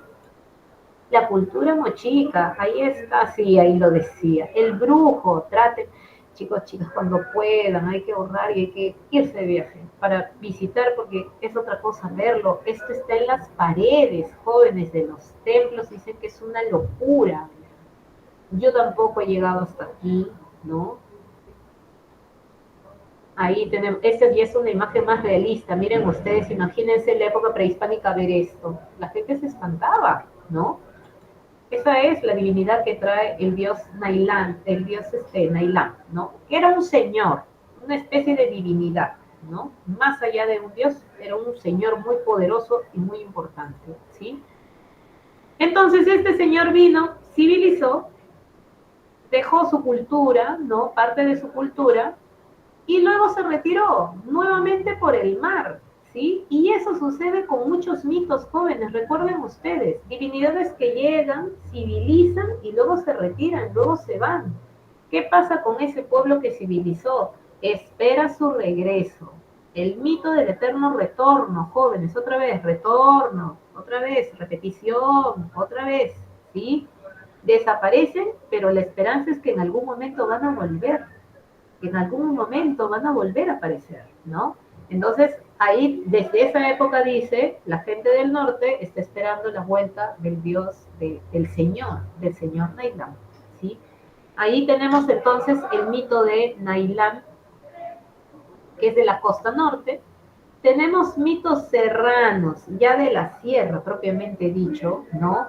Como por ejemplo el famoso mito de los hermanos. Chicos, chicas, el mito de Pagaritampu es el de los hermanos. ¿Cómo se llaman esos hermanos? ¿Cómo se les denomina a esos hermanos y cuántos son? ¿Se acuerdan ustedes? Mito de Pagaritampu.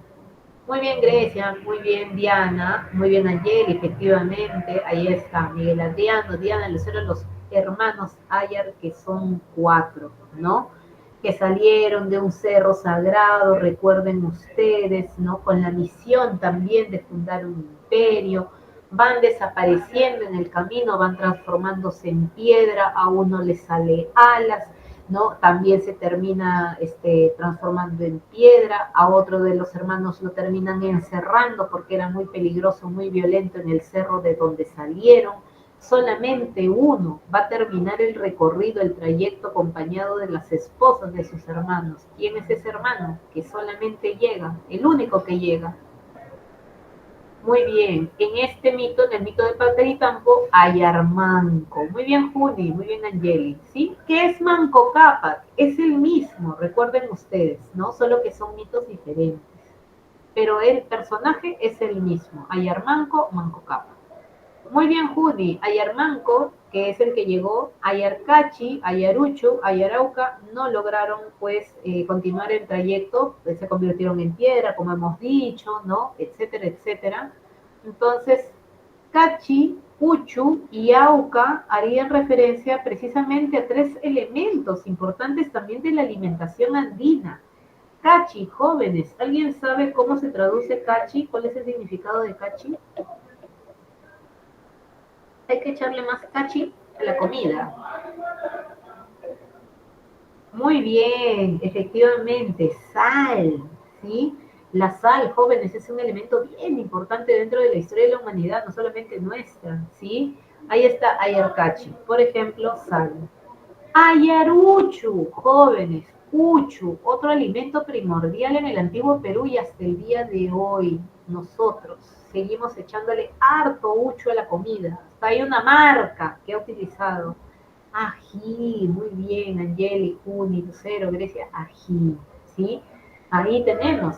Y el caso de Euca no está muy claro, pero hasta ahí, por ahí que alguna vez, creo que sí vi mencionado que Auca haría referencia a la hoja sagrada. Jóvenes, ¿cuál es la hoja sagrada del Perú prehispánico? Muy bien, efectivamente la coca, ahí está, la coca, ¿sí? Que es una hoja sagrada, chicos, chicas, no hay que confundir coca con cocaína, no hay que confundirlo, no caigas en eso. La coca es sagrada y es una hoja que da energía, que da fuerza, eso sí es cierto. Como el café que despierta igualito, ¿sí? Ya que hayan hecho otras cosas a partir de la coca, eso ya es problema de quienes los hicieron, que ni siquiera fuimos nosotros, ya te imaginarás tú quiénes, ¿no? Entonces, ahí, la Coca-Cola original, muy bien, Linder, la Coca-Cola original tenía coca, tenía derivado de hoja de coca, ¿no? Ya después se lo quitaron porque demonizaron la hoja de coca, chicos, chicas, no hay que permitir que demonicen nuestra hoja sagrada de coca, ¿sí? Ahí está. Entonces, miren ustedes todo lo simbólico que pueden ser también los nombres, porque eso también hacen los mitos, ¿no? Ahí tenemos entonces el mito costeño, los mitos serranos, pero también, jóvenes, tenemos mitos que atraviesan la costa y la sierra. Pero aquí hay un gran vacío, jóvenes, una gran falta. ¿Alguien ha notado que nos falta una región que no le hemos siquiera mencionado, cosa que está mal, pésimo, y que tenemos que solucionar en algún momento? Muy bien, miren ustedes, jóvenes, lo que nos falta conocer de la selva, ¿sí? Y seguramente muchos de nosotros jóvenes hemos escuchado hoy en día, ¿no? Estas historias. ¿Y cuántas historias no reconocemos? Porque a veces conocemos más lo de fuera que lo nuestro. Entonces también ese desconocimiento es interesante notarlo, porque ahí también se ve cuánto uno sabe de su país. Y ahí uno puede evaluar, oye, ¿por qué nos falta identidad? Oye, ¿por qué no queremos a nuestro país? Porque no lo conocemos. Es increíble, jóvenes, el desconocimiento que hay alrededor de nuestra propia cultura, ¿sí? Y la selva, uy, la selva es un universo.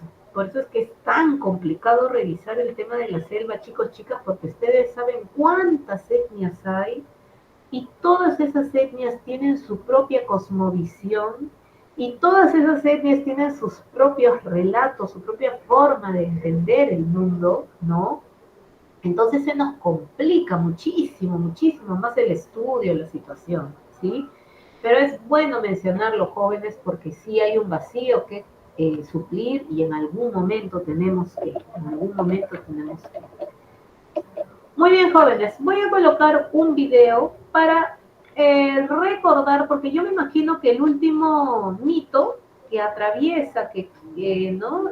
¿Cómo se llama? Que recorre la costa y la sierra es el mito de Punirraya Huiracocha, que seguramente tú conoces, solo que no te acuerdas, pero ahorita vamos a recordar, ¿sí? Déjame buscar el videíto y te lo pongo en unos minutos. El mito de Punirraya Viracocha, por ejemplo, pertenece, jóvenes, a un libro que recopiló en su momento los mitos de una zona de acá de Lima llamado Huarochirí, ¿sí? Hay un libro que es Dioses y Hombres de Huarochirí, que es uno de los primeros libros que recopila la historia de.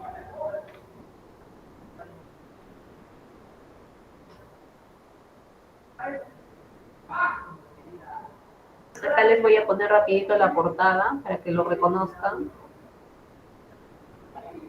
Ahí está. Dioses y Hombres de Huarachirí. Es un primer libro que reúne mitos, ¿no? De acá de la Sierra de Lima, jóvenes, ¿sí? Acuérdense ustedes que hasta parece que el quechua tuvo origen acá en Lima. O sea, es una cosa que a veces nos.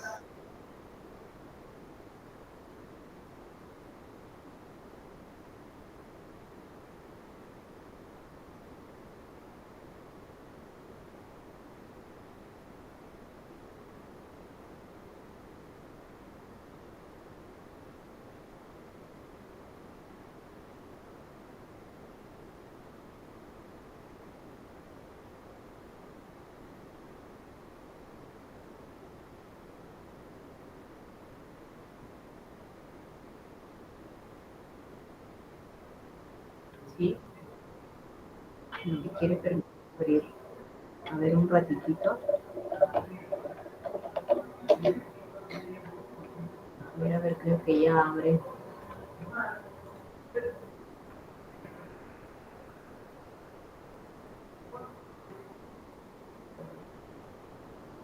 No se me ve ahorita, no se me ve. Ay, ay, ay, ay. Creo que el internet está un poco dando problemillas por ahí.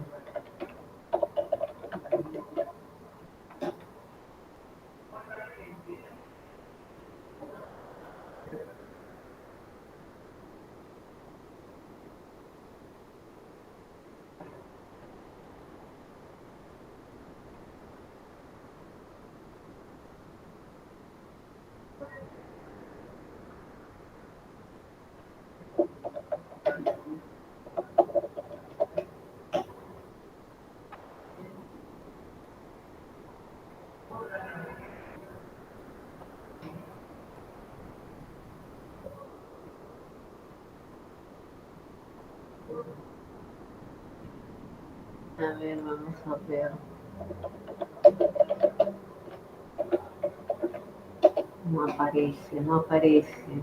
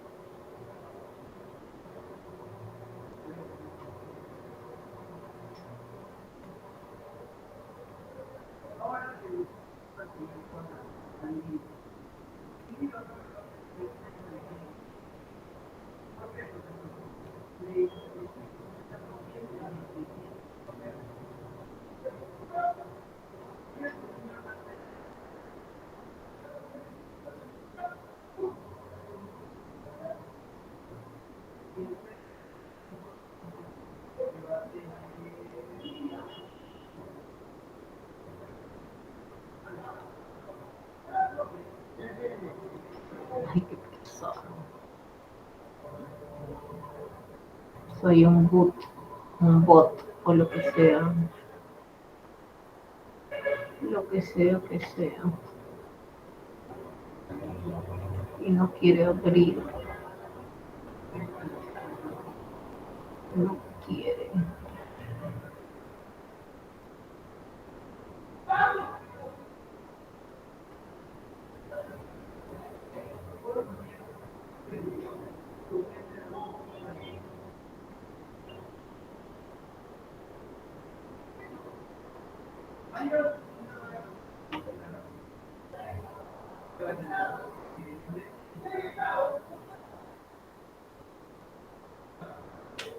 No quiere abrir.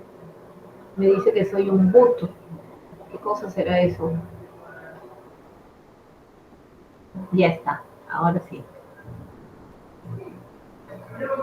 Sí, Miguel, dime.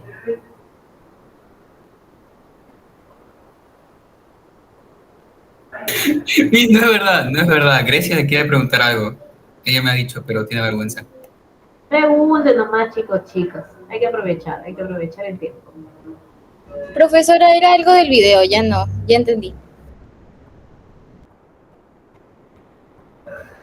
Ah, ya sé de qué me están hablando. Yo no entiendo muy bien, pero no sé por qué me causa gracia. Muy bien, jóvenes, vamos a ver el videíto y recordar, porque esto es conocido y de repente lo han escuchado antes. Así que se los voy a poner y ahí cualquier cosita van escribiendo, por favor, en el chat para luego comentar. ¿Sí? Muy bien, empezamos. Mitologías siempre se encuentran elementos parecidos, porque tratan de explicar los mismos temas, como la creación o el orden del mundo. A veces incluso encontramos personajes similares, como dioses omnipotentes o vírgenes embarazadas. Y en el segundo capítulo del manuscrito encontramos ambos. La historia empieza con el titular Kuniraya Wiracocha disfrazado de mendigo mientras pasea por el mundo. Cuando lo menospreciaban por su apariencia, realizaba algún tipo de hazaña divina. Solo con su palabra preparaba las chakras y construía andenes, y con una flor de cañaveral podía abrir acequias completas. Así humillaba a las demás huacas de la región. Ya dijimos que en la mitología andina Wiracocha es lo más cercano a un dios omnipotente y creador de todo. Así que tiene el mundo a su merced y puede hacer lo que quiera con quien quiera. Y justamente de eso trata la historia. Conozcan a Kawiyaka, Waka, Guapa, y para propósito de la historia también diremos que es doncella. Todas las huacas la desean, pero ella siempre las rechaza. Un día mientras estaba sentada bajo un lúcumo, Kuniraya la observa y decide poner en práctica algo de su omnipotencia. Se convierte en pájaro para trepar al árbol y poner su semilla en una lúcuma madura que deja caer junto a ella. Cuando Kawiyaka la come, queda embarazada, desafiando toda biología. Una vez que la bendición, literalmente, ya empieza a gatear, Kawiyaka convoca a todas las huacas para preguntar quién es el padre, pero como Kuniraya llega de mendigo, es ignorado y puesto a un lado. Como nadie reconoce a la criatura, Kawiyaka anuncia que el niño descubrirá a su padre, explicando que si está presente, va a gatear hacia él. Y ya se imaginarán lo que pasó cuando soltó al niño. Al ver a su hijo en los brazos del mendigo, la reacción de Kawiyaka fue... Mejor voy a citarla textualmente. ¡Ay de mí! ¿Cómo habría podido yo dar a luz el hijo de un hombre tan miserable? Luego toma al niño y huye rumbo al mar. Kuniraya revela su identidad iluminando la tierra para llamar la atención de Kawiyaka, pero como ella no voltea a verlo, empieza a perseguirla. En su camino se encuentra con el cóndor y le pregunta: Hermano, ¿dónde te encontraste con Kawiyaka? Acá cerca nomás está, casi la alcanzas. Tú te alimentarás de todos los animales cuando mueran, y si alguien te mata, él morirá también. Luego encontró una zorrina. Uy, no la alcanza, ya está lejos. Tú caminarás por la noche siendo odiada por los hombres y apestando. Después encontró al puma. Por aquí anda, ya te acercas. Ok, tú te comerás a las llamas de los hombres y si te matan, te harán fiestas y sacrificios. Luego con un zorro. Ya va lejos, no la alcanzas. Los hombres te odiarán y cuando te maten te botarán como cosas sin valor. El halcón le dice: aquí cerquita, ya estás para alcanzarla. Tendrás suerte, almorzarás picaflores y los que te maten llorarán tu muerte y te harán sacrificios también. Al final encuentra un loro. Va lejos, no vas a alcanzarla. Andarás gritando fuerte y los hombres te avientarán de sus cultivos. Finalmente llega a la costa, cerca del templo de Pachacamac, pero ya no encuentra ni a Kawiyaka ni al niño. De ellos solamente quedan 2 islas. Islas que aún podemos ver hasta hoy. Ahora, tal vez en este punto se les ocurra simpatizar un poco con Kuniraya por la situación, pero la historia todavía no termina. Aprovechando que estaba en la zona, Kuniraya va al templo de Pachacamac, donde encuentra a 2 de sus hijas al cuidado de una serpiente. Como la madre, Urpaiwachak, había salido a visitar a Kawiyaka, Kuniraya entra en el templo y viola a la hija mayor. Luego intenta lo mismo con la menor, pero esta se convierte en paloma y huye.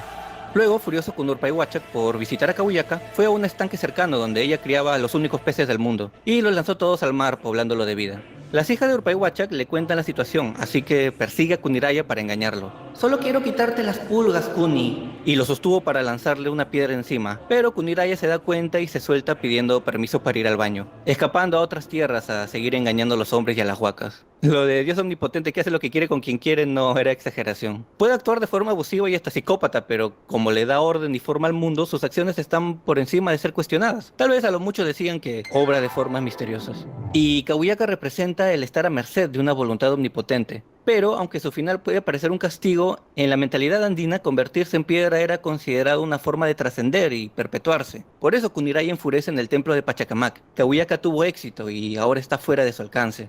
Supongo que también es recurrente que las mujeres desobedezcan la voluntad divina. Sobre todo las que comen fruta por alguna razón. Eva no quiere ser para Adán, la paridora pagada con pan. Eva prefiere también parir, pero después escoger dónde ir. Por eso adquiere un semental y le da uso sin dudas normal. Eva cambió la señal. Eva sale a cazar en celo. Eva sale a buscar semilla. Eva sale y remonta vuelo. Eva deja de ser costilla. Ya está, la propia interpretación del ¿no? Ay, me gusta un poco la interpretación que este youtuber hace, porque sí, o sea, como que le saca esa conclusión de que al final la Kawiyaka, al huir, ¿no?, de la voluntad de Kuniraya Wiracocha, es un personaje, no me gusta utilizar mucho esa palabra porque hay mucha polémica alrededor jóvenes, pero como un poco que la empodera, ¿no? Porque ella prefiere arrojarse al mar con su criatura, entonces un poco como que dando la contra, ¿no? A la voluntad de este Dios, de esta divinidad, que no es muy clara tampoco en sus intenciones, chicos, chicas, porque ¿qué es eso de utilizar un engaño, una argucia para poder embarazar, ¿no?, a Kawiyaka, ella no queriendo tener contacto con ningún hombre, ¿sí? Entonces ahí un poco que me gusta esa interpretación, ¿no? Y hay más videitos jóvenes que adaptan algunos episodios más de Dioses y Hombres de Huarachirí. Por favor, revisen ahí que la información está bonita, ¿sí? Muy bien, jóvenes. ¿Cómo hacemos? ¿Terminamos nuestra separata ahora o lo dejamos para la próxima semana? Ustedes me dicen, porque ya la tenemos ahí. Para ahorita, mis. Ya está, entonces de una vez. Muy bien, ahí tenemos la página, es 130, perdón, y el número de pregunta 146. Dice, término excluido de la literatura prehispánica. Tienes ahí anónima, ágrafa, monoteísta, panteísta y cosmogónica. La respuesta es la 146. Muy bien, ya le están colocando letra C, ¿sí? 146, monoteísta. Gracias, Diana. Ah, alguien dijo que lo había leído en Cholito. En Cholito también aparece, ¿no? En Cholito también. Es una historia recurrente, así que hoy día le hemos recordado, ¿sí? Muy bien, Lucero. 147. Señala la palabra que incluya a otras. ¿Cuál es la palabra que incluye a otras? ¿No? Hay que obviar una, hay que obviar una. Muy bien, dedo, ahí está, lírica, ¿no? Exceptuando épico, pero se entiende que las demás forman parte del género lírico. Muy bien, 147. 148. ¿Quiénes transmitieron la literatura oficial de la literatura inca? En la literatura inca. Oficial, la del gobierno, recuerden ustedes muy bien, de eso bebe los amautas, efectivamente. ¿Sí? La 149. Característica es una característica de la literatura quechua prehispánica. ¿Cuál será la respuesta, jóvenes, en la 149? Es una característica de la literatura quechua. Muy bien, beso, ágrafa, ¿no? Se considera que no tuvo escritura, ¿sí? Escritura al modo occidental, jóvenes, que dibujos sí hubieron, ¿sí? Y otro tipo también de narrar historias, no solamente utilizando la escritura, ¿sí? 150. Es el canto jubiloso de triunfo dedicado a las victorias guerreras, a las grandezas de los dioses y a los trabajos colectivos. Las 150, jóvenes, ¿a qué especie lírica se estará haciendo referencia? Si colocaste la letra C, correcto, muy bien, jóvenes, ahí está, el Jaime, la 150. La 151 dice, en el mito de Cunirraya Huiracocha, que acabamos de observar, Cabillaca y su hijo se convirtieron en... ¿Cuál es la respuesta en la 151, jóvenes? Ahí tenemos... Cabillaca y su hijo se convirtieron, más específicamente, jóvenes, más específicamente, en islas. ¿Sí?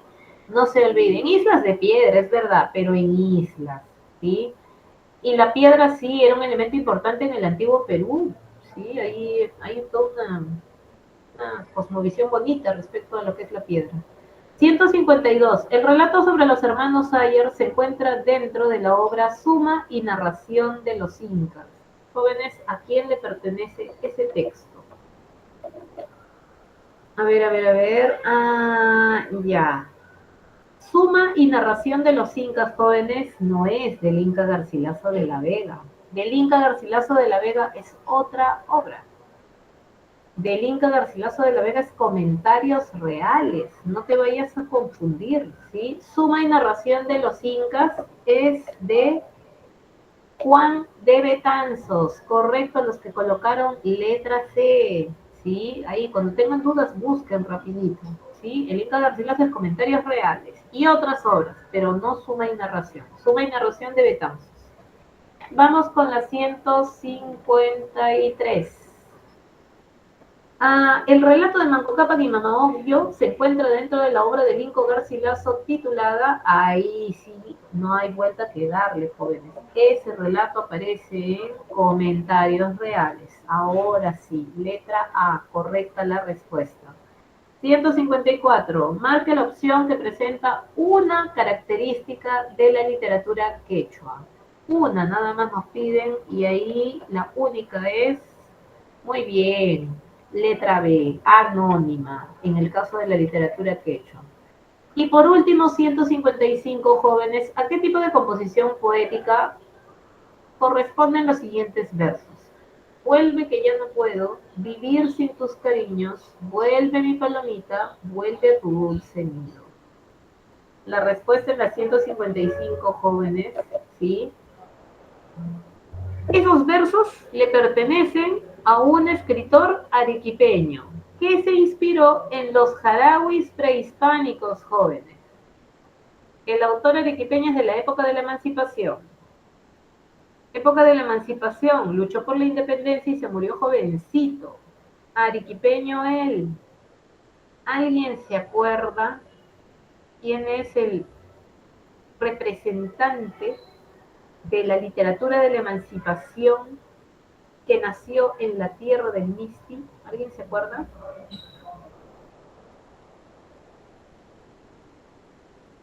¿Nadie se acuerda?